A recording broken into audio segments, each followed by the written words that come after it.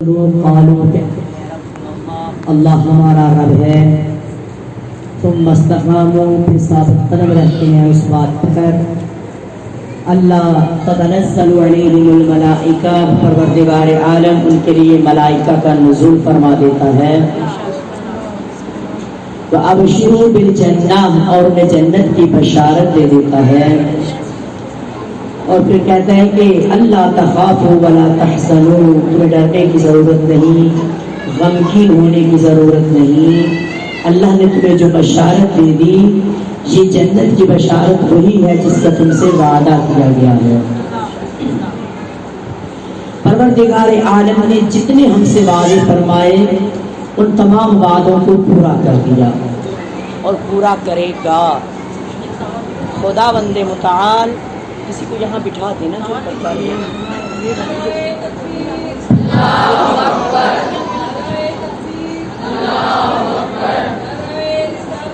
یا رسول اللہ، یا رسول اللہ، یا علی، یا علی، یا علی،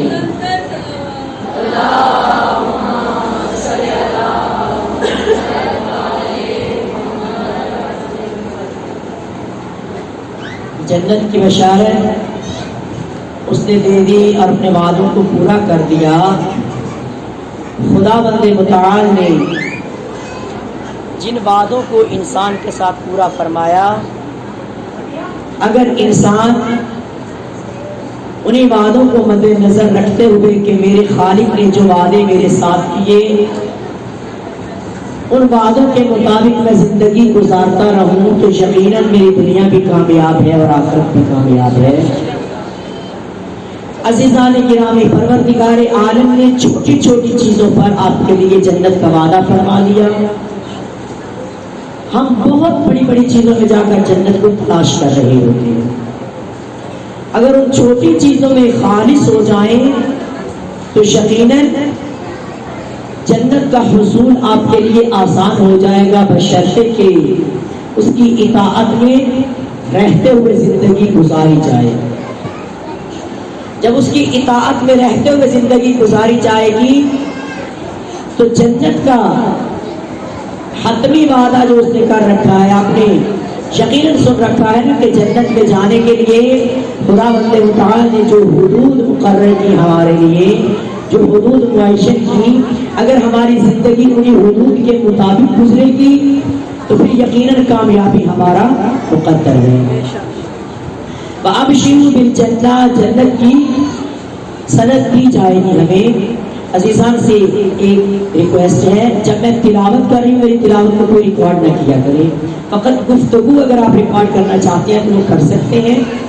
تلاوت کر بھی لی ہے تو اس کو برائے مہربانی اوپر احسان کرتے ہوئے ڈیلیٹ کر دیجئے، کیونکہ جو چیز سر میں پڑی جائے، چھری میں پڑی جائے، نامحرم کا سننا حرام ہے اس کے لیے۔ یہ میں تقریباً پچھلے سال بھی اپنی خدمت میں عرض کر چکی، اس لیے آپ لوگ بھی جو ذاکرات ہیں اس چیز کی طرف توجہ کیجئے کہ میری جو چیز میں آواز میں پڑھ رہی ہوں، جھر میں پڑھ رہی ہوں، کسی کو ریکارڈ کرنے کی اجازت نہ دیجئے۔ آپ کا ہر مرجع تقریباً اس کو حرام قرار دیتا ہے کہ نہ محرم کا آپ کیسی آواز کو سننا کہ جو آپ جھر میں پڑھ رہی ہیں۔ صلوات پڑھیے۔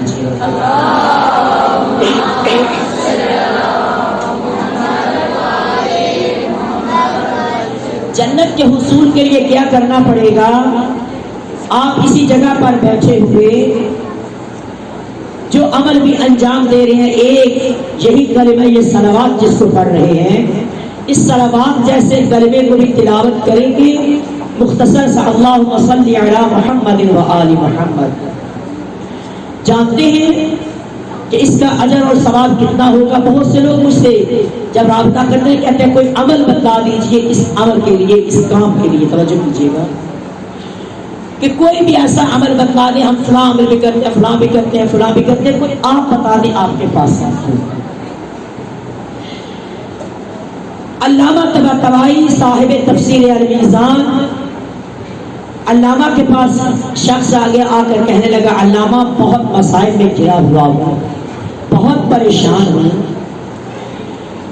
مسائل کا ایک سیلاب ہے میرے اوپر، परेशानियों का, दुखों का, मुझे कोई अमल बतला दीजिए कि परवरदिगार मेरी परेशानियां और मेरे मसाइब दूर कर दे, मेरी तकलीफ को दूर कर दे। अल्लामा ने इतना खूबसूरत जवाब दिया, परवरदिगार उनके दराजात को बुलंद फरमाए। कहने लगे कि जैसे ही देखो कि परेशानियों का सैलाब हमें घेर रहा है, आ गया है, तो तुम सलावात का सैलाब ले आओ। यानी मोहम्मद और आले मोहम्मद पर इतनी कसरत से दुरूद पढ़ो, तुम सलावात का सैलाब ले आओ, फिर देखना कि तुम्हारा मसाइब का सैलाब कहाँ जाओ।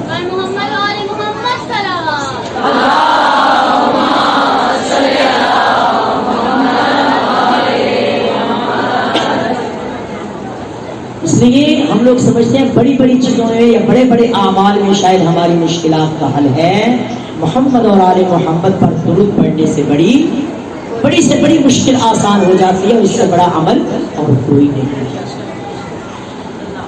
हत्ता पैगंबर गिरामी जब शबे महराज पर गए, जन्नत की बात कर रही हूँ, जब आप शबे महराज गए, एक फरिश्ते को देखा, जिस फरिश्ते के हजार हाथ और हर हाथ की हजार उंगलियां थी। आयतुल्लाह दस्तगीर अपनी किताब अल-महराज में नक़ल कर रहे हैं, इसे हजार उंगलियां थी। पैगंबर गिरामी ने गुजरते हुए देखा कि ये कैसी अजीब खलकत है, इसकी हजार हाथ है, इसके हर हाथ की हजार उंगलियां। आपने पूछा कि तुम कौन हो? कहने लगा मैं अल्लाह का मलक हूँ, फरिश्ता, उसने मुझे खल्क किया। फिर इतने हाथ तुम्हारे, हर हाथ की इतनी उंगलियां, इनका क्या फलसफा है? कहने लगा या रसूल अल्लाह, जब जमीन पर आंधी चलती है तो मैं रेत के जर्रात को इन उंगलियों पे शुमार करता हूं। जब जमीन पर दरख्तों के पत्ते उगते हैं तो मैं उन पत्तों को इन उंगलियों पर शुमार कर देता हूँ। जब बारिश बरसती है तो मैं पानी के कतरात को इन हाथों पर, उंगलियों पर शुमार कर लेता हूँ। बयान करता चला जा रहा है इन चीजों को, मैं मुख्तसर करूँ। आपने फरमाया कोई ऐसी चीज हो जिसे तुम शुमार न कर। कहने लगा या रसूल अल्लाह, जब कोई मोमिन आप पर और आपकी औलाद पर मोहब्बत भरा दरूद भेजे, मैं उसका अजर शुमार नहीं करता।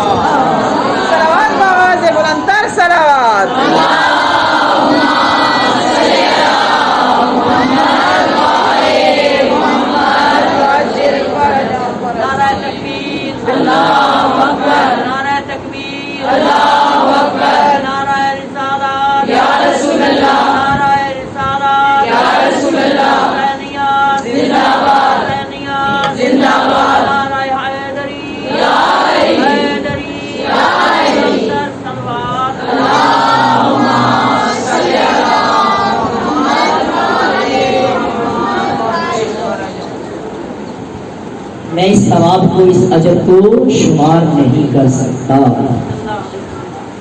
पता चला सलवात का अजर क्या है। इसलिए फुर्सत के लम्हात में जब भी बैठे, अपने लबों को हरकत देते रहे सलावत पर मोहम्मद और आले मोहम्मद से, और एक कलिमा अस्तगफिरुल्लाह रब्बी व अतूबु इलैहि आप रहमत में अर्ज़ करूंगी।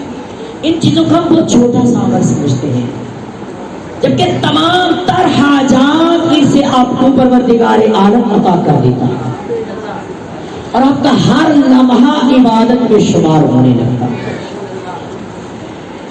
और जो इश्क़ अहले बैत को लेकर बैठे और दरूद पढ़ता रहे उन पर, जो आपकी खिदमत में मैंने अर्ज किया कि मलाइका आपको अबशिरू बिल जन्नह, बशारत दे, जन्नत अता कर रहे हैं। उस जन्नत को कब हासिल करना होगा? वो तो दुनिया में आपको बशारत दे रहे हैं कि तुम जन्नती हो। अल्लाह तख़ाफू वला तहज़नू, तुम्हें परेशान होने की जरूरत नहीं है, तुम्हें घबराने की जरूरत नहीं है। हत्ता जब फरमाया कि आपने अक्सर ये जुमला सुनते हैं ना कि अली के शिया को मौत से घबराने की जरूरत नहीं, ये हकीकत है, इसमें कोई शक नहीं है।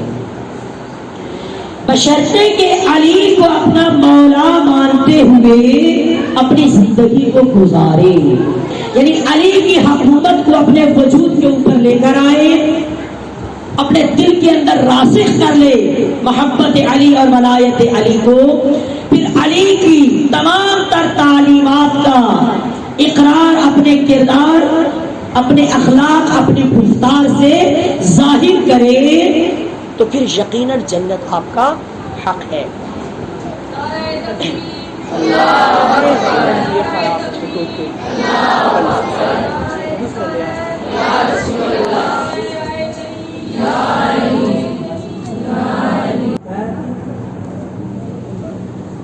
जब जन्नत के वसूल के लिए चल पड़ेंगे तो यकीनन परवरदिगार आलम अली की हुर्मत के सदके में हमारे लिए उस जन्नत को वाजिब करार दे देगा।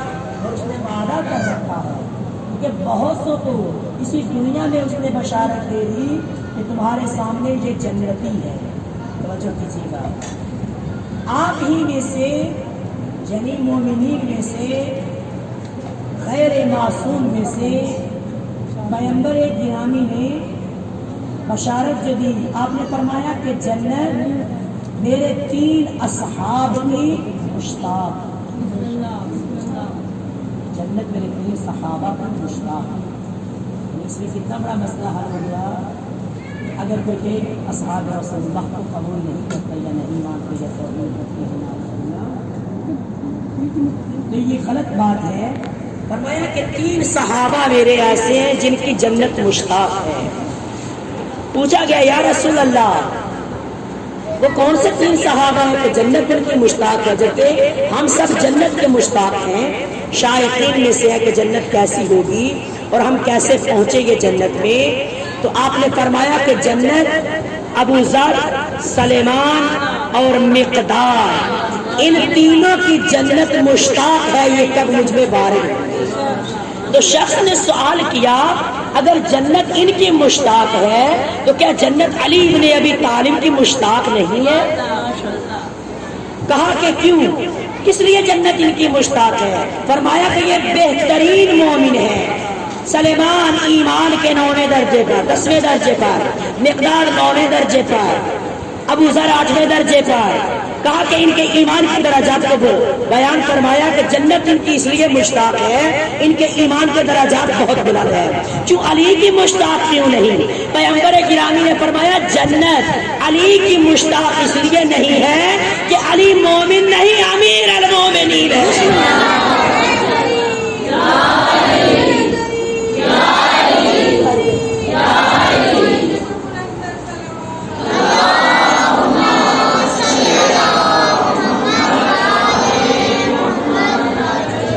अली अमीर अल मोमिनीन है, अली जन्नत को तकसीम करने वाला। और ये अली की मोहब्बत में, अली की इताअत में, अली की इत्तिबा में इनके ईमान के दराजात को जब परखा गया, देखा गया, तो परवरदिगार आलम ने फरमाया कि मेरी जन्नत इनकी मुश्ताक है। कैसे जन्नत मुश्ताक बन गई? आपकी भी बन सकती है जन्नत मुश्ताक, आपकी भी बन सकती है। जब आप इस तरह बीमारी पर भी होते हैं ना, ईमान की ताकत के साथ खुदावंद मुताल ने आपका हर अमल जन्नत की जानिब लेकर जाने वाला रखा। बिस्तर बीमारी पर होते हैं, उठकर तस्बीह व तहलील नहीं कर सकते, तोलानी सजदे नहीं कर सकते, तोलानी रुकू नहीं कर सकते, इबादत को अंजाम नहीं दे सकते। रवायात मिल रही हैं, बिस्तर बीमारी पर लेटा हुआ मरीज हाय हाय करने की बजाय, तकलीफ का इजहार करने की बजाय, अपनी तकलीफ को छुपाते हुए जब वो बिस्तर बीमारी पर सूरह तौहीद की तिलावत करता, सूरह तौहीद की तिलावत जब वो करने लगता है, कहते हैं कि ऐसा मरीज जब दुनिया से रुखसत हो जाए, बिस्तर पर सूरह तौहीद की कसरत से तिलावत करता जाए। हर किसी के लिए कहा कि पुले सिरात से तुम्हें चल के जाना है, यानी खुद क्रॉस करना है पुले सिरात। आपके आमाल के मुताबिक आपको पुले सिरात को क्रॉस करना होगा। جب خود چل کے جانا ہوگا پورے صراط سے تو فرمایا جو سورہ صلوات پڑھیے برحمت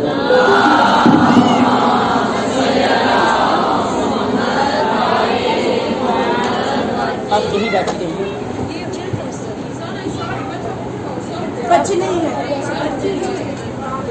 نعرہ تکبیر,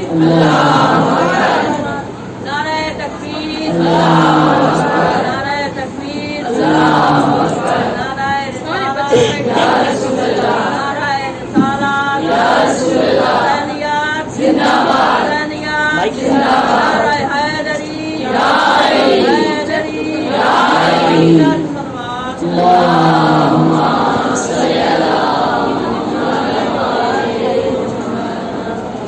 سورہ توحید موت بیماری کے اندر نہیں ہے. بیماری ایک میسج ہے آپ کے لیے کہ ممکن ہے اس کے بعد موت آ جائے.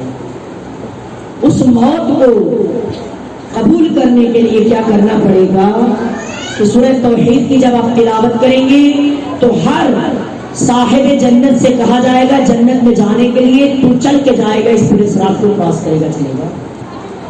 یہ جانتے ہیں کہ پورے صراط کیا ہے؟ جو سن رکھا ہے آپ نے کتنی باریک ہے, کتنی لمبی ہے, کیسی ہے.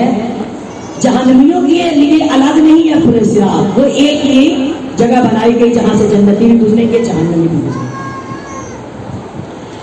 جنتی جب یہاں سے گزریں گے تو کہتے ہیں گزرتے ہوئے جنت پکار کر یہ کہے, جہنم نیچے جہنم ہے, اوپر سے پورے صراط کو بنایا گیا, جنتی گزر جائے گا, جو جہنمی ہوگا وہ اس کے اندر گر جائے گا. جب پورے صراط سے گزر رہا ہوگا تو جہنم کی آواز آئے گی کہ جز یا مؤمن, اے علی کا مومن تو مجھ سے جلدی گزر جا, تیرے نور نے میری آگ کو بجھا دیا. یہ روایت ہے. اور پھر بول کر کہے گی کہ یہ میرا نہیں, جلدی سے گزر جائے. جب جہنمی گزر رہا ہوگا پورے صراط کی جانب آ رہا ہوگا تو جہنم پکار کر کہے گی تو آگے نہیں جا سکتا, تو میرا ہے, اور وہ وہیں پر گر جائے گا. پھر فرماتا ہے وہ شخص جو بستر بیماری پر سورہ توحید کی تلاوت کرتا ہوا چلا گیا, بار بار گواہیاں اس کی وحدانیت کی دیتا رہا کہ قل هو اللہ احد, تو جگتا ہے, اللہ الصمد, تو بے نیاز ہے, لم یلد ولم یولد, نہ تو کسی کا بیٹا نہ تو کسی کا باپ ہے, ولم یکن لہ کفوا احد, تیری کوئی بیوی اور اہلیہ نہیں ہے, تیرا کوئی کفو نہیں ہے. یہ توحید ہے. اگر کوئی یہ کہتا چلا جائے کہ علی اللہ ہے, کیا جنت قبول کرے گی اسے؟ کوئی یہ کہتا چلا جائے کہ اللہ نے سارے اختیارات جو اہل بیت کو دے دیے, خود فرصت میں بیٹھ گیا, فارغ ہو کر بیٹھ گیا, اب اس کی ضرورت نہیں ہے, تو پھر کیا وہ جنتی ہو؟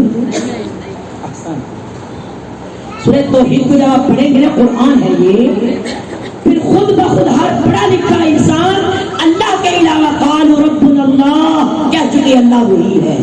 اس کے علاوہ ہر غیر خدا کی نفی کرے گا, ہر چیز کو اس کی مخلوق قرار دے گا. فرمایا ایسا شخص سورہ توحید کی تلاوت کرتا ہوا آئے گا, وہ خود چل کر نہیں پورے صراط سے آئے گا. روایات کہتی ہیں کہ اللہ کے ملائکہ اسے اپنے ہاتھوں پر, پاکیزہ ہاتھوں پر اٹھائیں گے اور پورے صراط کو کراس کروا دیں گے. اللہ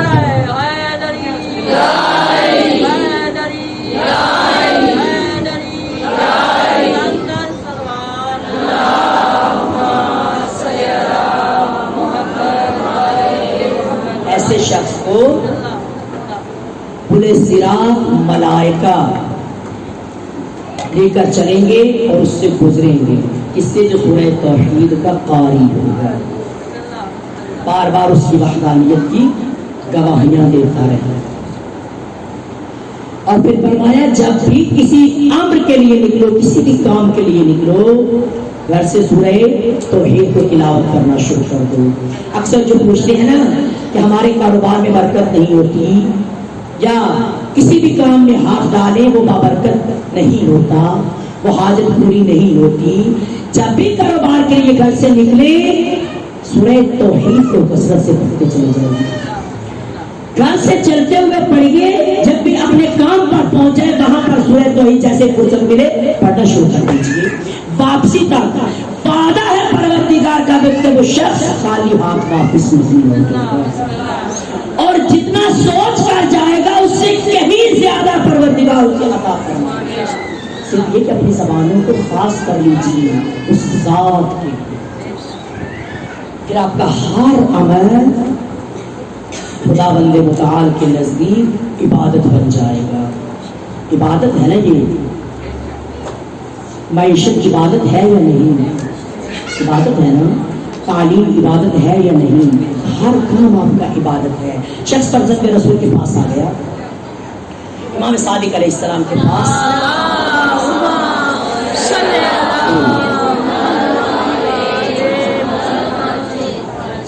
آ کے کہنے لگا فرزند رسول ہم تو دنیا کے ہو کر رہ گئے, ہم دنیا دار ہیں, آپ متقی ہیں, پرہیزگار ہیں, آپ نے دنیا کو ترک کر دیا, ہم اس قدر دنیا میں ڈوبے ہوئے ہیں کہ ہم دین کی جانب نہیں آ سکتے. اور بائی چانس جو میرا عشرہ ثانی ہے نا یوٹیوب پہ, وہ بھی دین اور دنیا میں توازن ہے, یعنی اس کا جو ٹاپک ہے دین اور دنیا میں کیسے توازن رکھا جائے, تناسب رکھا جائے. جن چیزوں کو ہم دنیا کہہ رہے ہیں وہی در حقیقت دین ہے. امام نے فرمایا کیسے تم دنیا سے دور ہو, دین سے دور ہو اور اہل دنیا بن گئے؟ کہنے لگا فرزند رسول ہم معیشت کرتے ہیں, پیسہ کمانے کے پیچھے لگے رہتے ہیں, ہم ازدواج کرتے ہیں, شادیاں کرتے ہیں, اولادوں کو پیدا کرتے ہیں, اس کے بعد کبھی ہو سکے تو صدقہ دے دیا, کسی کی مدد کر دی. اس کے علاوہ واجب نماز پڑھ لی, روزہ رکھ لیا, ہم کو خاص فنون انجام نہیں دیتے. امام علیہ السلام نے فرمایا کہ یہ دنیا کب ہے, یہی تو دین ہے, یہی تو دین ہے جو تم کہہ رہے ہو. کہا کیسے فرزند رسول؟ فرمایا کیا معیشت کمانا, معیشت کو حاصل کرنا, رزق کو حاصل کرنا اور اس رزق کا بہترین استعمال کرنا, کیا یہ دین نہیں ہے؟ نکاح کرنا, شادیاں کرنا, کیا یہ سنت رسول اللہ نہیں ہے؟ یہ حکم الہی نہیں ہے؟ اولادوں کو پیدا کرنا, اولادوں کی خاطر زحمات اٹھانا, اموال ان کے لیے حاصل کرنا, کیا یہ دین نہیں ہے؟ یہ دنیا ہے؟ نہیں, یہ سب کا سب دین ہے. شرط کیا ہے اس میں؟ شرط یہ ہے کہ اس سب کو اللہ کی خاطر اتنا پاکیزہ انجام دیا جائے کہ تم مطمئن ہو جاؤ کہ میں نے اپنی زندگی میں صبح سے لے کر شام تک جو امور انجام دیے وہ سب کے سب عبادت قرار کرے. معیشت کو حاصل کرو اور دوسروں کی جب مدد کرتے ہو, بعض اوقات انسان جس کے لیے جنت بنائی گئی وہ ابشروا بالجنہ, جنت جانتے ہیں کس کے لیے؟ اطاعت گزاروں کے لیے.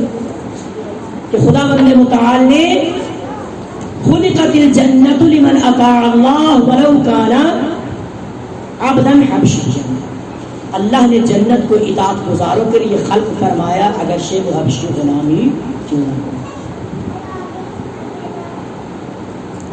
خلقت النار لمن عصى اللہ ولو کان سید قرشیا, جہنم کو خدا نے معصیت کاروں کے لیے رکھا اگرچہ وہ سید قریشی کیوں نہ ہو. توجہ کیجیے گا, بس جنت و جہنم کے معیار کا اندازہ ہو گیا کہ خدا نے جنت و جہنم کس کے لیے بنائی اور کن کو یہ وعدہ دے دیا کہ جنت تمہارا حق ہے. اب اسے حاصل کرنے کے لیے کیا کرنا پڑے گا عزیز من؟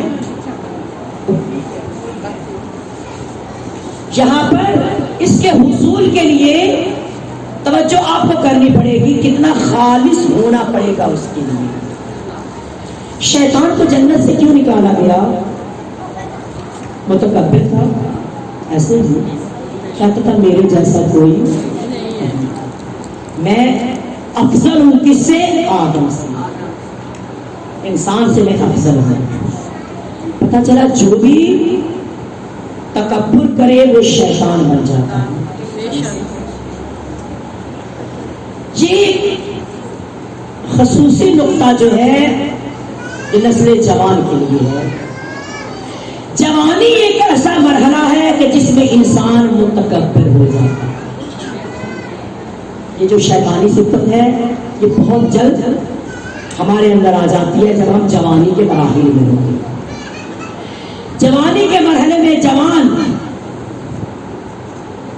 جب یہ کہتا ہے کہ میرے جیسا کوئی نہیں ہے، جس دماغ سے آپ سوچ رہے ہوتے ہیں، اگر دماغ میں سوچنے لگ جائے کسی اور کے بارے میں تو پھر حسد دل کے اندر آنا شروع ہو جاتا ہے کہ کوئی میرے سے بہتر ہے. ایسے ہی جب یہ سوچ لیا کہ کوئی میرے سے بہتر ہے تو حسد شروع ہو گیا. دماغ ایسی چیز ہے جہاں فقط تنہا رہتا ہے، کسی اور کو آنے نہیں. اگر اس میں آتا ہے اور یہ اپنی جگہ چھوڑتا ہے تو وہ فقط تکبر ہے.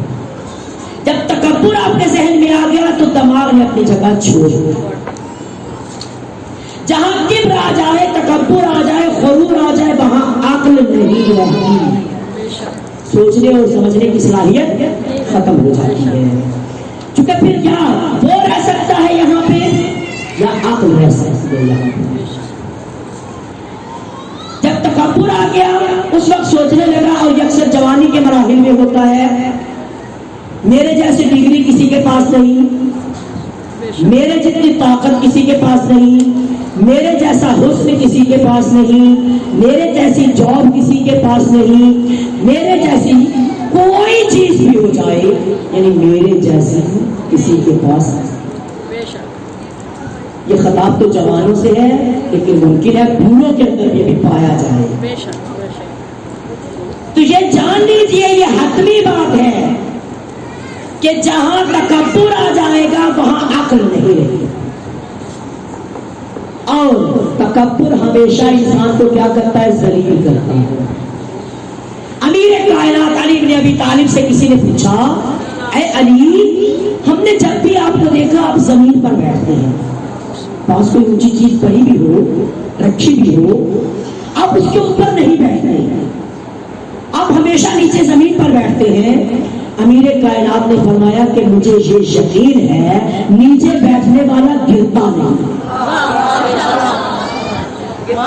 مجھے یہ یقین ہے کہ نیچے بیٹھنے والا گرتا نہیں ہے. گرنے کا اگر خطرہ ہے تو ہمیشہ بلند جگہ پہ بیٹھنا، اور وہ کبھی بھی گر سکتا ہے. نیچے بیٹھنے والا گر بھی جائے تو توہین محسوس نہیں کرتا.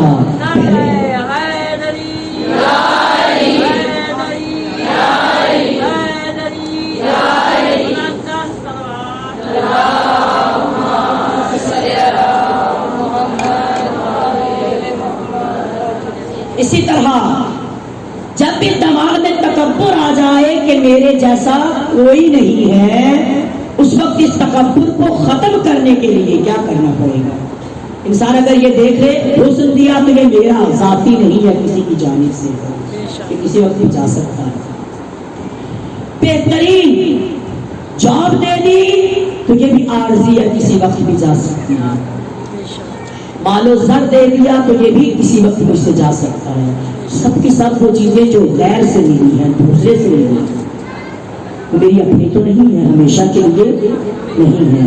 بس پھر میں تکبر کروں تو کس چیز پر کروں، فخر کروں تو کس چیز پر کروں. پھر فرماتا ہے کہ اگر عقل آ جائے تو پھر اپنے آپ کو عاقل ہمیشہ عاجز ہے. عقل رکھنے والا عاجزی اور انکساری کو پسند کرتا ہے. جب تکبر آ جاتا ہے تو پھر انسان اس وقت کیا بنتا ہے؟ شیطان بنتا ہے. پھر اسے کوئی چیز نظر نہیں آتی. پھر کہتے ہیں اگر اس بیماری کو دور کرنا ہوگا تو جاتی ہے تو کیا کیا جائے؟ اس بیماری کا توڑ جو پیغمبر گرامی نے فرمایا، آپ نے فرمایا جب بھی اپنے اندر یہ محسوس کرنے لگو کہ میری ذات کے اندر تکبر آ رہا ہے اور یہ میری زندگی کا سوال ہے کہ مجھے ابھی یہ میسج ملا کہ میں اپنے آپ کو سب سے افضل سمجھنے لگا، یہ در حقیقت میری آزمائش آ گئی کہ تو عروج سے زوال پر آنے والا ہے. فرمایا اگر یہ محسوس کرنے لگو تو اس کا توڑ یوں کرو. پیغمبر گرامی نے فرمایا پھر اپنے سے چھوٹوں کو سلام کرو, پھر اپنے سے چھوٹوں سے معافی مانگو, پھر اپنے ملازموں سے معافی مانگو, اپنے ملازموں سے گفتگو کرو, سلام کرو, احوال پرسی کرو. اس طرح تمہارا اپنی کام والیاں جو آتی ہیں, جن کو ہر وقت ڈانٹ ڈپٹ بھی کرتے رہتے ہیں, اذیت پہنچاتے رہتے ہیں, اس وقت ان کو عزت دو, اس وقت انہیں سلام کرو, مہربانی سے پیش آؤ. تمہارے اندر سے یہ صفت ختم ہو جائے گا. ان کے ساتھ بیٹھ کر کھانا کھاؤ, ان کے ساتھ ایسا سلوک کرو جیسے رسول اللہ اپنے غلاموں کے ساتھ بیٹھے. پیغمبر گرامی کا یہ عمل, رسول اللہ سے بڑی ہستی فضیلت والی کون ہے؟ سب سے افضل ترین ہستی اس جہان میں ذات مصطفیٰ. پیغمبر گرامی جب مسجد میں جاتے اور آتے, چھوٹے چھوٹے بچے کھیل رہے ہوتے, ان بچوں کو کھڑے ہو کر سلام کرتے اور ان کو فضیلت بھی بتلائی سلام کی.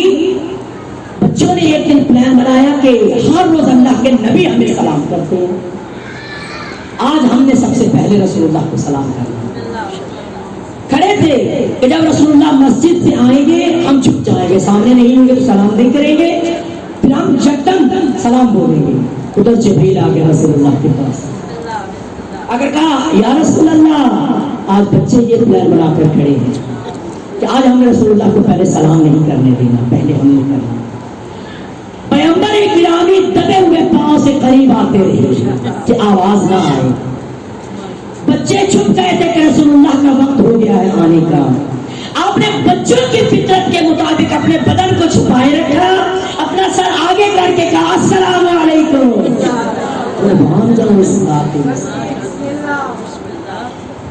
بچوں کی فطرت کے مطابق اپنا چہرہ آگے کیا اور کہا السلام علیکم ورحمۃ اللہ. بچوں نے احتجاج کیا یا رسول اللہ, آج ہم نے کسی کو نہیں بتلایا تھا اور آپ نے پھر بھی ہمیں موقع نہیں دیا پہلے سلام کرنے کا. آپ نے فرمایا تم پہلے سلام ہر کسی کو کرنا, مگر مجھے جبریل نے بتا دیا. تو بچے آج یہ سوچ کر کھڑے ہیں, تو اس لیے اپنی صفت کو دور کرنے کے لیے اخلاق حسنہ کو جب قریب کرنا ہوگا, پھر اپنے اندر وہ صفات لے کر آنی ہوگی کہ اب شروع بالجنان. جب کسی کی سلامتی کو طلب کر لیا تو پروردگار عالم کو جنت کی بشارت عطا کر. نعرہ تکبیر اللہ اکبر, نعرہ تکبیر اللہ اکبر, نعرہ رسالت یا رسول اللہ, نعرہ رسالت یا رسول اللہ. حسینیت زندہ باد, حسینیت زندہ باد, حسینیت زندہ باد. نعرہ حیدری یا حیدری یا حیدری. اللہم صلی اللہ محمد وآل محمد.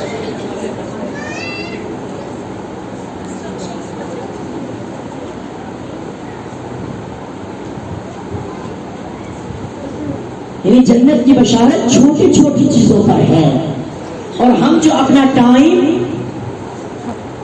لگا دیتے ہیں بعض اوقات جس کو دنیا کہا, دنیا در حقیقت یہ نہیں ہے کہ جسے ہم نے کہا کہ معیشت کمانا دنیا ہے, یہ دین ہے.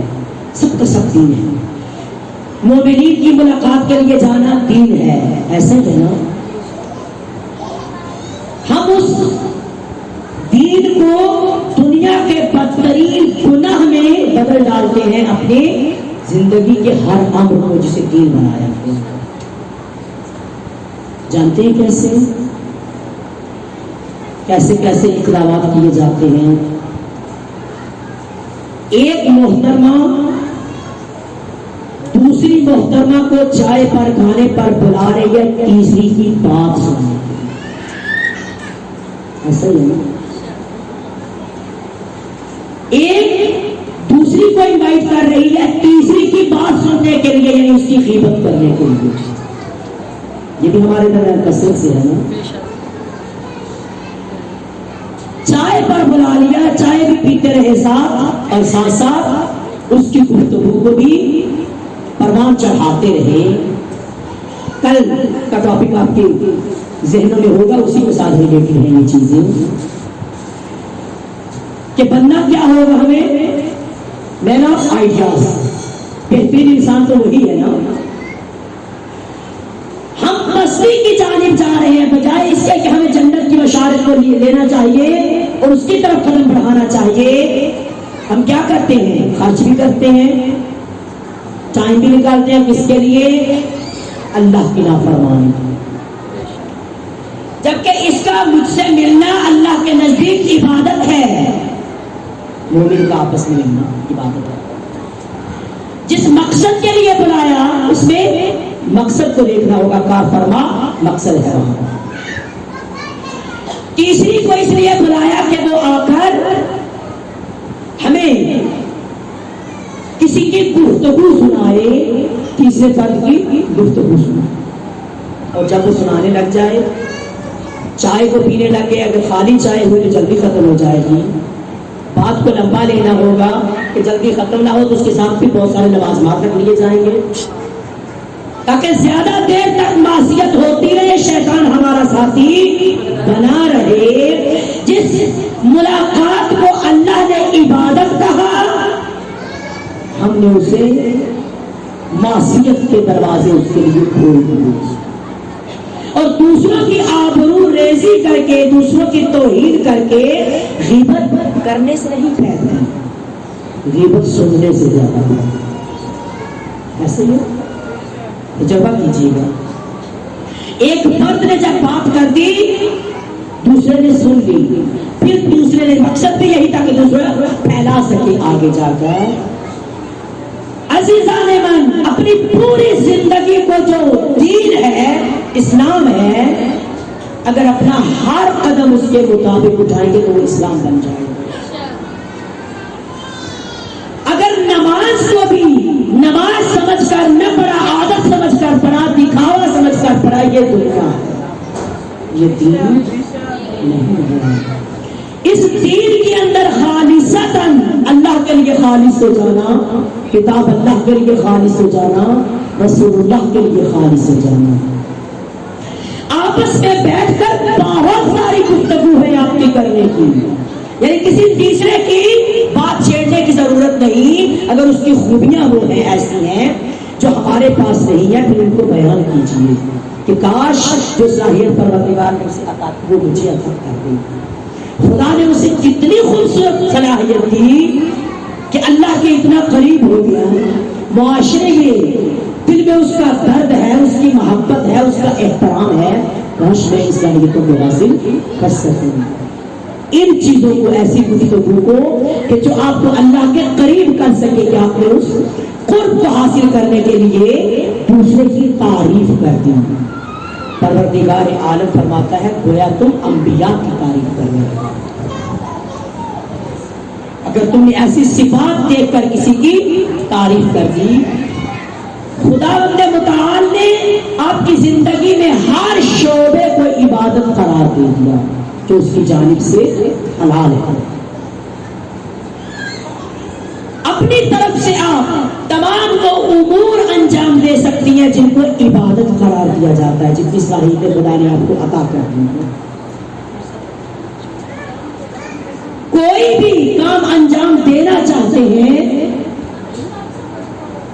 جس فیلڈ پہ بھی ہے وہاں اسی فیلڈ کو عبادت قرار دے سکتے۔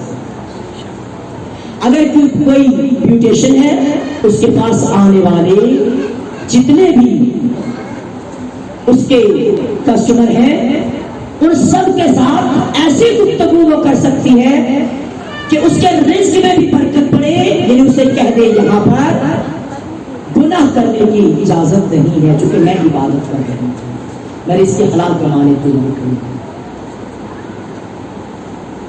کوئی بھی بزنس کر رہی ہے تو جو کام آپ انجام دے رہی ہے وہاں پہ اس کام کو اس انداز سے انجام دیجیے کیونکہ جہاں معصیت نہیں ہوگی وہاں برکت ہوگی، اس کے رزق میں برکت ہوگی۔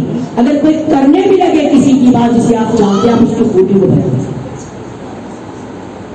ان کے عیب ہر انسان کے اندر ہے، مگر آپ جب اس کی خوبی کو بیان کر دیں گے تو پروردگار عالم آپ کا نام مجاہدین کی لسٹ میں، اس قدر جنت ہی جنت ہے۔ وَأَبْشِرُوا بِالْجَنَّةِ، جنت کی بشارت کو حاصل کرنے کے لیے اور اس جنت کو قبول کرنے کے لیے سب سے پہلے کیا کرنا پڑے گا؟ جو دین میرے پاس آیا، جو کتاب اللہ آئی، اس میں سے ہر آنے والا حکم میری زندگی کے اندر اجرا ہوتا کہ پتہ چل سکے کہ میں اس کا عبد ہوں، اس کا بندہ ہوں، اور اس کے لیے کتنی خالص ہو چکی ہے۔ احکام آپ کی خدمت میں جو میں عرض کر چکی تھی، واجبات نماز میں نے آپ کی خدمت میں عرض کیے، جلدی سے گزروں گی ان سے۔ واجبات نماز کتنے تھے؟ 11۔ اس میں کچھ ارکان ہیں۔ واجبات کا مطلب یہ ہوتا ہے کہ ان چیزوں کو آپ ترک نہیں کر سکتے نماز میں، جو آپ کو اس دن بتلا دی تھی۔ فرق یہ ہوگا کچھ ہوتے اس میں ارکان، 5 ارکان نماز ہیں، 11 واجبات ہیں، انہی واجبات میں سے 5 کو کہا گیا یہ ارکان نماز ہیں۔ واجبات کی حیثیت کیا ہے؟ ارکان نماز کی حیثیت کیا ہے؟ واجبات کی حیثیت یہ ہے اگر غلطی سے آپ سے کوئی واجبات چھوٹ گیا تو نماز باطل نہیں ہے۔ ارکان نماز کا یہ ہے کہ چاہے غلطی سے چھوٹے یا جان بوجھ کے چھوٹے، نماز باطل۔ ارکان نماز ہے کیا؟ نیت انہی میں سے ہے، نیت، تکبیرۃ الاحرام، قیام متصل با رکوع، یہ بہت کم لوگ جانتے ہیں، رکوع اور سجود، سمجھ گئے؟ نیت، تکبیرۃ الاحرام، قیام متصل با رکوع، سجود، درست ہے؟ اب یہاں پر قیام متصل با رکوع کس کو کہتے ہیں؟ قیام متصل با رکوع اس کو کہتے ہیں جب آپ نے الحمد پڑھ لی، سورہ پڑھ لی، کھڑے ہیں نا، قیام کہتے ہیں کھڑے ہونے کو، کھڑے ہونے کے بعد آپ نے رکوع جانا ہے، اس کے بعد ایسا ہی ہے نا، جب سورہ پڑھ لی، رکوع جانے سے پہلے ایک لمحہ بالکل خاموش کھڑے رہنا، سمجھ گئے؟ یعنی اس میں پڑھنا کچھ نہیں، کوئی حرکت نہیں کرنی، بالکل ایک لمحہ خاموش رہنا ہے، اس کے بعد آپ نے رکوع میں جانا ہے، یعنی متصل کا رکوع، متصل کہتے ہیں ملا ہوا، یہ آپ کا قیام رکوع سے ملا ہوا ہے، یہ ارکان میں سے ہے جس کا کوئی خیال نہیں کرتا، بلکہ قل اللہ احد اللہ الصمد لم یلد ولم یولد ولم یکن له کفوا احد، رکوع چلے گئے یوں ہی کرتے ہیں نا، سبحان ربی العظیم وبحمدہ، یہ باطل ہو جائے گی نماز۔ یہ ہے مبطلات نماز، یہ ہے ارکان نماز۔ ان جگہوں میں پڑے ہوئے احکام شریعت پر تمہیں پتہ چلے نماز باطل کہاں ہے، نماز درست کہاں ہے، نماز کی معراج کہاں ہے، یہ پتہ چلے۔ کن چیزوں میں آگے جو مسائل فقہی نہیں ہے ان میں پڑ گئے، ان میں آ کر ایک دوسرے کو گالیاں دینی شروع کر دی۔ تشیع کا خوبصورت چہرہ بیان کیجئے جو ہے ارکان نماز، چاہے آپ بھولے سے چھوڑیں یا جان بوجھ کر چھوڑیں، نماز باطل۔ قیام متصل بار کو سمجھ میں آ گیا نا؟ سورہ کے بعد ایک لمحہ خاموش کھڑے رہنا، کچھ بھی نہ پڑھنا، رکوع سے ملا ہوا قیام، اس کے بعد آپ نے رکوع میں جانا ہے، تو جا کے رکوع کا ذکر پڑھنا ہے اس میں جا کے، اور یہ ہر رکعت میں ہے، فقط ایک رکعت میں نہیں، ہر رکعت میں قیام متصل با رکوع ہے۔ اب پتہ چلا واجبات نماز کیا ہوتے ہیں، کس سے نماز باطل ہوتی ہے، کس سے نماز درست ہوتی ہے، بس علم فقہ کی جانب آ جائیے، بجائے اس کے کہ ادھر ادھر سے سنے آپ کی نماز یہ نہ کیا تو باطل ہے، یہ کر لیا تو باطل ہے، نہیں۔ جو احکام اللہ کی جانب سے ہیں اور رسول اللہ نے ہم تک پہنچائے اور علماء نے زحمات کو اٹھایا اور ہم تک ان احکامات کو پہنچایا، اس لیے ہم علماء کا دامن نہیں چھوڑ سکتے، ہم مجتہدین کا دامن نہیں چھوڑ سکتے۔ کیوں؟ مجتہد نے ہمیں بتایا حرام کیا ہے، حلال کیا ہے، کیونکہ ہمارے زمانے کے امام تو ہم سے کلام آ کر کرتے نہیں ہیں، انہوں نے ہمیں بتلایا کہ تم ان کے پیچھے چلو ہم تک پہنچ جاؤ گے۔ کربلا کربلا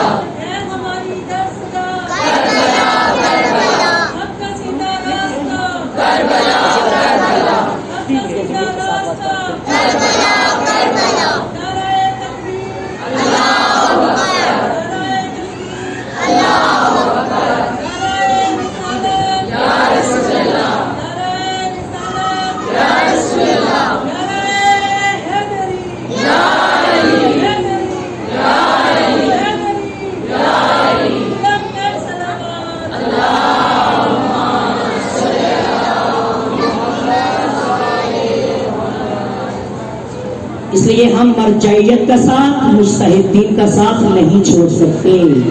ہمارے درمیان یہ انبیاء کے وارث ہیں. العلماء ورثۃ الانبیاء، ان کا احترام کرنا انبیاء کے ورثاء کا احترام کرنا ہے. ان کے بتائے ہوئے مسائل پر عمل کرنا یہی در حقیقت بندگی ہے. یعنی بندگی کیا؟ جس طرح خدا نے اور رسول نے حکم دے دیا اس کے مطابق چلنا ہے. تکبر میں آ جانے والا اکثر دیکھا ہے جن کو خود کو ابھی وضو کرنا نہیں آتا وہ مجتہدین کو گالیاں دیتے ہیں. جنہیں واجبات نماز کا نہیں پتا وہ کہتے ہیں مراجع کون ہوتے ہیں. یزید کا نظریہ کیا تھا؟ یزید توہین علماء کر رہا تھا. جانتے ہیں بندروں کو بٹھا کر ان کے سروں پر امامے رکھ دیتا. امامے رکھنے کے بعد کہتا یہ تمہارے علماء بیٹھے آؤ ان سے پوچھو. آج بھی وہی سلسلہ جو علماء سے مجتہدین سے مراجع سے دوری کا ہے. وہ شخص کے جس نے مدرسے کا چہرہ نہیں دیکھا، نام نہیں سنا، گیا نہیں ہے، واجب کو دیکھا نہیں ہے، خود نماز کے احکامات کو بھی جانتا نہیں ہے، وہ علماء کے اماموں کی توہین کرتا. عزیزان سو گئے یا لائٹ نے آپ کو پریشان کر دیا؟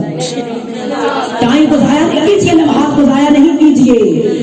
چلیے یزید کے نزدیک علم کی یہ حیثیت رہ گئی تھی اور اس نے ایک بندر پال رکھا تھا. اس بندر سے جب بھی کوئی آتا نا اس کے پاس فیصلہ لینے کے لیے اس بندر سے کہتا یہاں سے کاغذ اٹھاؤ، پورا اندازی کرو. جو وہ اٹھا دیتا کہتا بس اب اس نے فیصلہ کر دیا یہی ہوگا جو ہوگا. اور اگر علی کے مکتب میں پڑھنے والے زینب کبریٰ عقیلہ ابن ہاشم عالمہ خیر معلمہ کی بیٹی اس کے مکتب میں رہنے والا علم سے دوری اختیار کرے پھر اس کو حسینی نہیں کہا جاتا چاہے وہ جتنا بھی دھاڑے مار مار کر روئے. چونکہ رسول کی بیٹی نے یہ واضح کیا ہے تختر رسول نے ہر جگہ پر بی بی نے اپنے خطبات کو جو بیان فرمایا بی بی کے ہر خطبے سے علم اس طرح جھلک رہا تھا کہ دیکھنے والے بھی کہہ رہے تھے کہ کیا علی خطبے دے رہا ہے، کیا علی آ گیا ہے دربار میں. اس زینب کے مکتب میں پڑھنے والے اور اس کے مکتب کو پروان چڑھانے والے سب سے پہلے دروازہ علم پر آئے گے. اس دروازے علم سے جب علم کو حاصل کریں گے تو پھر یہ پہچان کر سکیں گے ہمیں سب کچھ اس پر نثار ہے، ہمارے لیے اہم کیا ہے اور مہم کیا ہے. کیوں زینب کبریٰ اور علی کی بیٹیاں اس دین مبین سے اتنا عشق کر رہی تھی کہ اپنی کسی چیز کو بھی عزیز نہیں کیا. کیوں؟ اس لیے کہ جب خدا کا حکم ہے، رسول اللہ کا حکم ہے، جب زمانے کے امام کی اطاعت مجھ پر واجب ہے تو پھر وہاں پر میری اپنی حیثیت نہیں ہے. جو کچھ امام کے راستے پر بھیج دوں یہ سبھی جانتے تھے. اصحاب کربلا سے پوچھ لیجیے، سید الشہداء کے اصحاب، یہ تو علی و زہرا کی بیٹی ہیں، اصحاب سے پوچھیے کہ تم کیوں حسین پر کہتے تھے ہمیں کئی بار قتل کیا جائے، زندہ کیا جائے، پھر بھی حسین تیری رقاب میں رہنا شہد سے بھی زیادہ میٹھا، تجھ پر قتل ہو جانا، قربان ہو جانا. اور یہی زینب کبریٰ کا علی کی بیٹی کے اندر اتنی استقامت تھی، زینب کے اندر. شہید مطہری کے جملے، شہید مطہری فرماتے ہیں کہ زینب کبریٰ فقط ایک بار بے ہوش ہوئی، اللہ کے راستے میں تم مستقامون، استقامت کو حاصل کرنا. ایک مرتبہ زینب بے ہوش ہوئی، وہ بھی شب عاشور، اس کے بعد نہیں. شب عاشور جب سید الشہداء نے خطبہ دیا نا، اصحاب کو الگ سے خطبہ دیا، بنو ہاشم کو خطبہ دیا، خواتین کے خیمے میں آئے، زینب کبریٰ کو تعلیمات دینے لگے، بتلا رہے تھے کہ کل کون سا دن ہے.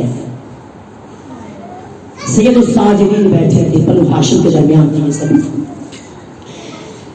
بی بی سن رہی تھی امام حسین علیہ السلام کا کلام، سن کر رونے لگی، رو رہی تھی.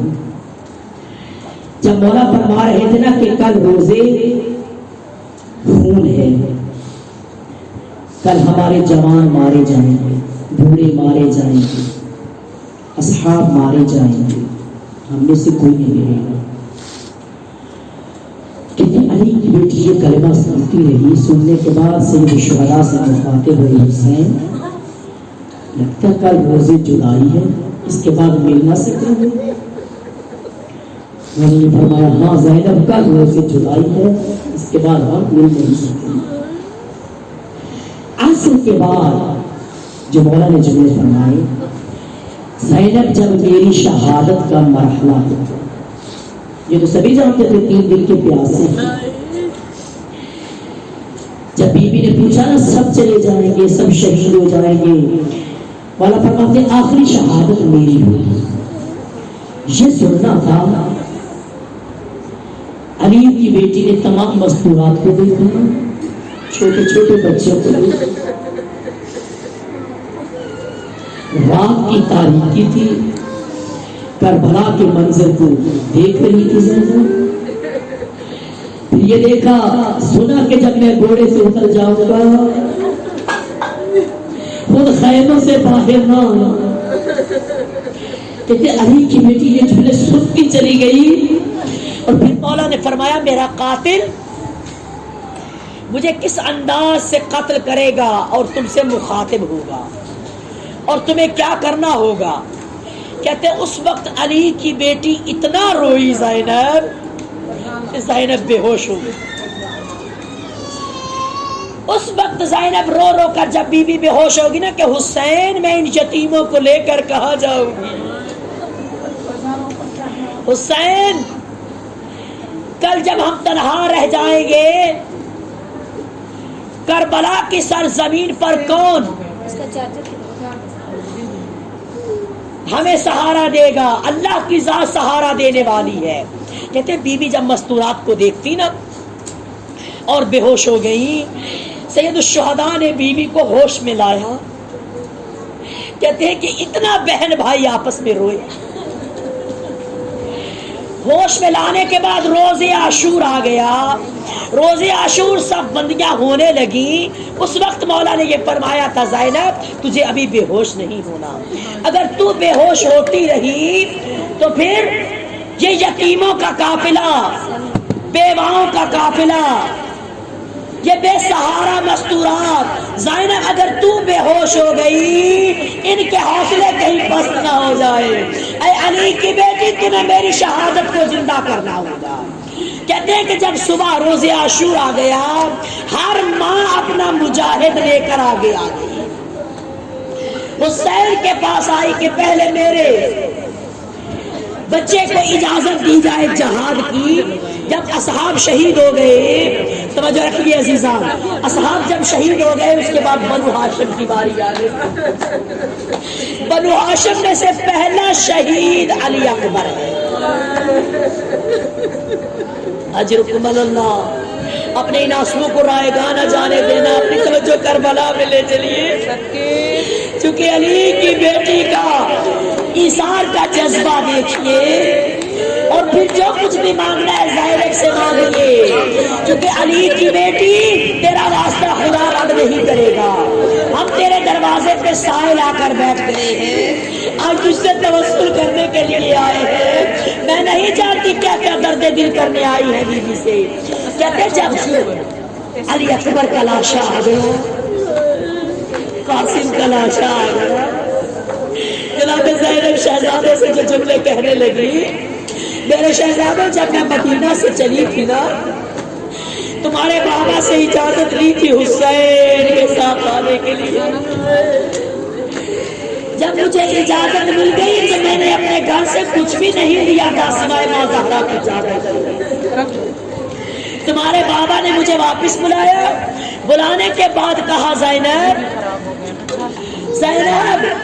میں کوئی تنگ دست نہیں ہوں، غریب نہیں ہوں، میرے گھر سے جو لے جانا چاہتی ہے لے جا، تیرا بھائی سفر پہ جا رہا ہے اور سفر میں مصیبتیں بہت آتی ہیں۔ اللہ دارو بی بی فرماتی ہے میں نے پھر بھی کچھ نہ اٹھایا، مجھے بلا کر کہنے لگے زینب تیرا بھائی سفر میں جائے گا، جب کوئی مصیبت آئے گی یہ دونوں شہزادے ساتھ لے جا، ایک میری طرف سے راہ خدا میں ہدیہ کرنا، ایک اپنی طرف سے ہدیہ کرنا کہ تیرا حسین بچ جائے، مصیبت ٹل جائے۔ یہ بھی فرماتے شہزادہ میرے حسین پر وہ وقت آ گیا ہے، علی اکبر کا لاشا آ گیا، قاسم کا لاشا آ گیا، میرے شہزادوں میں اس وقت تک سرخرو نہیں ہوگی جب تک تم حسین سے اجازت نہ مانگو۔ کہتے دونوں شہزادے بار بار حسین کے پاس جاتے، جا کر کہتے مامو ہمیں اجازت دے دی، مولا حسین ہر شہید کو پہلے سر سے لے کر پاؤں تک دیکھتے، پہلی بار اجازت نہ دیتے۔ کہتے جب شہزادے روتے ہوئے واپس پلٹتے، آ کر کہنے لگے ہمیں اجازت نہیں ملی، علی کی بیٹی بہت مضطرب ہے، بہت پریشان ہے زینب کبریٰ۔ کہتے جب بی بی اس قدر مضطرب ہوئی شہزادوں کو دیکھ کر رونے لگی زینب، تیسری بار علی کی بیٹی نے شہزادوں کے ہاتھ پکڑے، حسین کی خدمت میں لے آئی۔ اللہ تعالیٰ اپنے آپ کو زمین کربلا پر لے چلو، اپنے حواس جمع کر لو۔ جب حسین کی خدمت میں پہنچے نبی بھی شہزادوں کو لے کر، دونوں شہزادے حسین کے قدموں میں بیٹھ گئے۔ بی بی فرماتی ہے حسین میرے شہزادوں کو اجازت کیوں نہیں دیتے؟ کیا میرا دین میں کوئی حصہ نہیں ہے؟ اللہ مولا نے جو جملے فرمائے، مولا فرماتے ہیں زینب ہر ماں کے دل کی تسکین اس کا بیٹا، زینب ہر ماں کو جو تسکین ملتی ہے وہ اپنے بیٹے کو دیکھ کر، اور بڑھاپے میں بیٹا ماں کا سہارا ہوتا ہے۔ زینب میں اس لیے تیرے بیٹے کو اجازت نہیں دے رہا، یہ تیرے دل کا چین ہے، تیرے دل کا سکون ہے۔ اللہ اس وقت علی کی بیٹی رو کے کہتے حسین میرے دل کا چین تو ہے، سارا میرے دل کا سکون تو ہے، میں یہ تیری قربانیاں لے کر چلی تھی۔ کہتے جب مولا حسین نے اجازت دے دی، اجازت دینے کے بعد جب بچوں کو تیار کیا گیا اور محمد کو، کہتے ہر مستور شہزادوں کو الوداع کرنے کے لیے جب آئی نا بوسے دیتی تھی، اور وہ محمد کی بہنیں ساتھ نہیں تھی۔ کہتے ایسے موقع پر بہن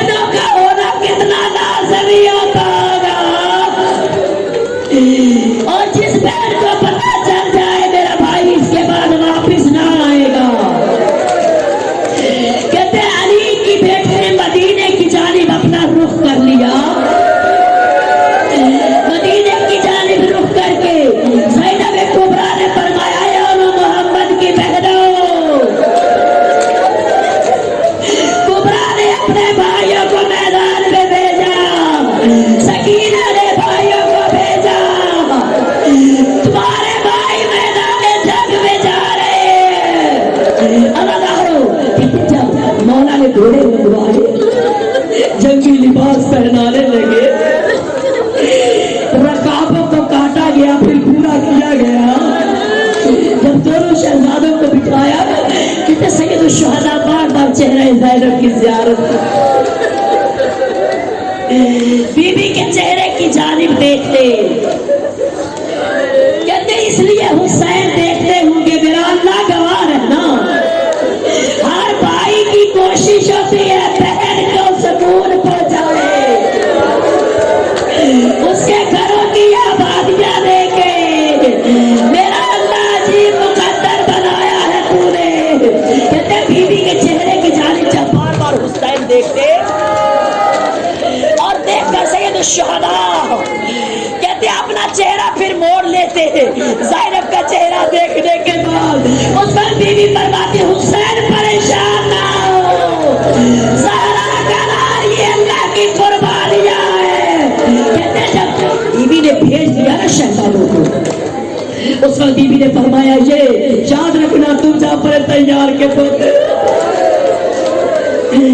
ये याद रखना तुम्हारी के नवासे हो, दुश्मन को दिखाना।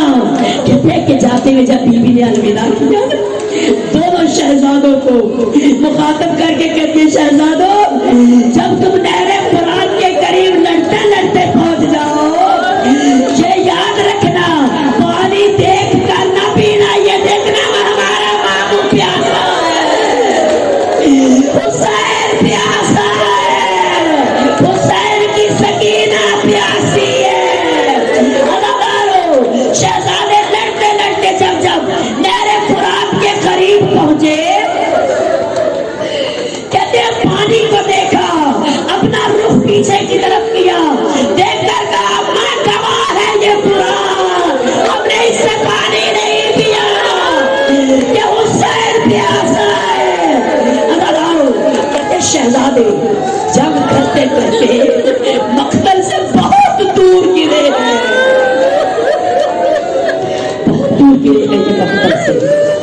कैसे दूर गिरे हैं, यदि बाकी शुहदा मक्तल के अंदर है, ये बहुत दूर जाकर जब एक भाई को गिरा दिया ना, दूसरा भाई हमला करने लगा दिफा के लिए, पर उन्होंने चारों तरफ से घेर लिया था। कहते जब शहजादे जमीन पर आए, आवाज लगाई मामू हमारी मदद में पहुंचे। उस वक्त ज़हरा का नाम जब मदद के लिए क्या होगा, हुसैन क्या गुजरी होगी। कहते जब सैयद शुहदा लाशों को उठा कर लाए, हर मजदूर जो लाश से मुताल्लिक थी वो अपने अपने लाशें पर बैठ के रो रही थी। जो लाशें आ चुके थे उनकी लाशों पर बैठ के माए रो रही थी।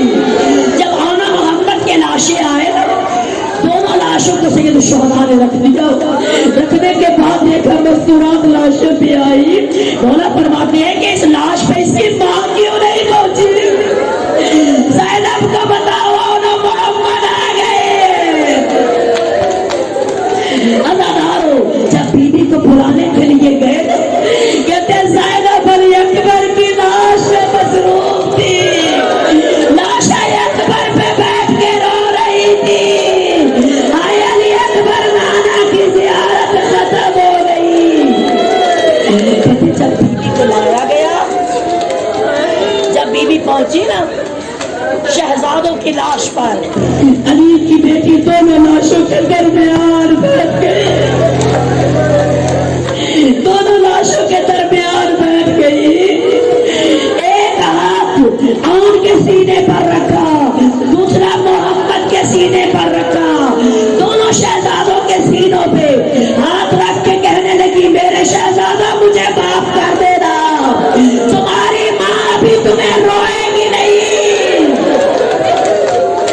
उस वक्त बीबी ने फरमाया मेरा अल्लाह मेरी कुर्बानियों को कबूल कर ले। बीबी फरमाती है तुम्हें रोने की मुझे फुर्सत नहीं, मैं कहती हूँ काश होना मोहम्मद तुम्हारी पहले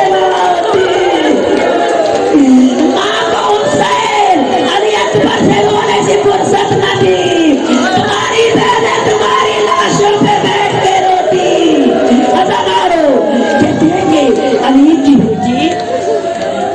روایت میں ملتا ہے کہ ابھی محمد جان دے چکے تھے اور کے اندر ابھی روح باقی تھی جب لاشا آیا علی کی بیٹی نے اور کا سر اپنی گود میں رکھا، ماں کی محبت بھری بھری گود کو جب اور نے محسوس کیا، اب اس روایت کو صحیح ہے یا غلط کہتے ہیں یہ جملہ جو بولا دیکھ کر کہنے لگا حل وفیتم یا امی، مجھے بتائیے میں نے وفا کر دی یا نہیں، اے میری ماں راضی ہو گئی ہم سے یا نہیں؟ اس وقت زینب نے فرمایا میرے شہزادہ تم نے وفا کر دکھائی۔